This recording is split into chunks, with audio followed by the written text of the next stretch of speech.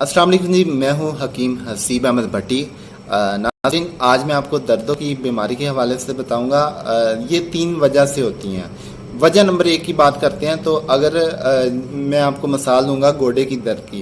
गोडे की दर्द में यानी कि गोडे की दोनों साइड पे हड्डियां होती हैं, जिसे हम कार्टिलेज बोन कहते हैं और पंजाबी में आम अल्फाज में इसे मुड़कनी हड्डी, नरम हड्डी कहते हैं। इस नरम हड्डी के दरमियान में लेसदार मादा पाया जाता है। अगर इसकी पैदाइश ज़्यादा हो, पैदाइश के साथ साथ इसका अखराज ना हो, तो ये मादा बहुत ज़्यादा कसीर हो जाता है और इस ज़्यादा मादे की वजह से हमारी हड्डी मूवमेंट नहीं कर सकती, हमारे गोडे मूवमेंट नहीं कर सकते।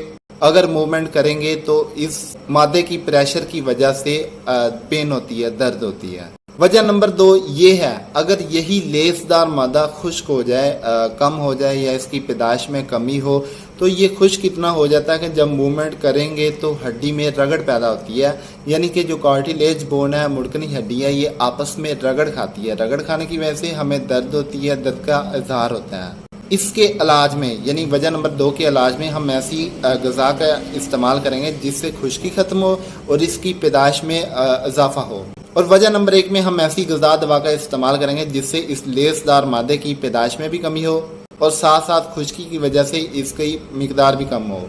नंबर 3 की बात करते हैं। हमारे जिस्म में सुफरा पैदा होता है जो कि पित्ते में स्टोर होता है। अगर ये सुफरा पित्ते में स्टोर होने की बजाय डायरेक्ट हमारे खून में शामिल हो जाए तो खून जब जिधर जिधर गर्दिश करेगा, यानी कि जब जोड़ों के मकामात में से गुजरेगा, जोड़ों में खला मौजूद होता है और वो सुफरा इस खला में आके फूल जाएगा, जो स्वेलिंग की सूरत इख्तियार कर देते हैं जोड़, या फिर जोड़ों पर सोजिश हो जाती है।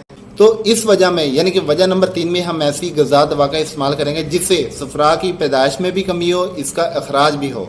तो ये थी 3 अलग अलग वजूहात, 3 अलग अलग वजह। लेकिन अगर आप ट्रीटमेंट करवा रहे हैं दर्दों का तो ये अपने ज़हन से या अपने डॉक्टर से ये पूछें कि मुझे मसला क्या है। और एलोपैथिक फीड में ये इतनी गलती होती है, मरीज़ को सिर्फ पेन किलर गज़ा देते हैं जब वक्ती तौर पे, जिससे दिमाग सुन रहता है और मरीज़ बिल्कुल अपने आप को फिट महसूस करता है, ठीक महसूस करता है। लेकिन ये एक गलत इलाज है। मेरा मकसद आपको शऊर दिलवाना है, आपको समझाना है, बाकी आप अपना वे खुद चूज़ करें। So take it. अल्लाह हाफिज़।